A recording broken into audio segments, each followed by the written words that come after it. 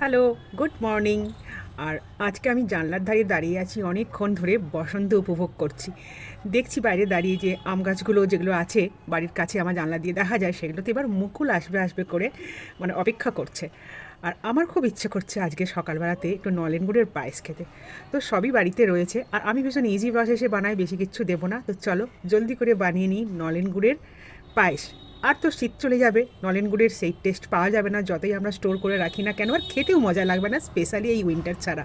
তো উইন্টার তো ব্যাস এই বছরের মতো শেষ। তো চলো বানিয়ে নিই জলদি করে নলেন গুড়ের পায়েস। পরিমাণ মতো গোবিন্দভোগ চাল নিয়ে ঘিয়ে অল্প করে ভেজে নিলাম, খুব সুন্দর একটা স্মেল আসে ঘিয়ে ভাজলে। তার পাশেই বসানো ছিল দুধ, ফুটছিল, তার মধ্যে ঢেলে দিয়ে কন্টিনিউয়াসলি নাড়তে হবে, নাড়লেই কিন্তু পায়েস তলায় লেগে যাবে। আর আমার না এই গুঁড়ো দুধের ফ্লেভার পায়েসের মধ্যে খুব ভালো লাগে, তাই 2 প্যাকেট গুঁড়ো দুধ গুলে ওই ঘন হয়ে আসা দুধের মধ্যে সেদ্ধ হয়ে আসা চালের মধ্যে দিয়ে দিলাম।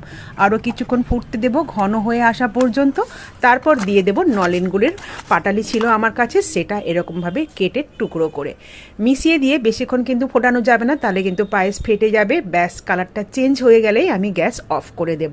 খানিকক্ষণ রেখে দিলে কিন্তু পায়েস আরও ঘন হয়ে যাবে।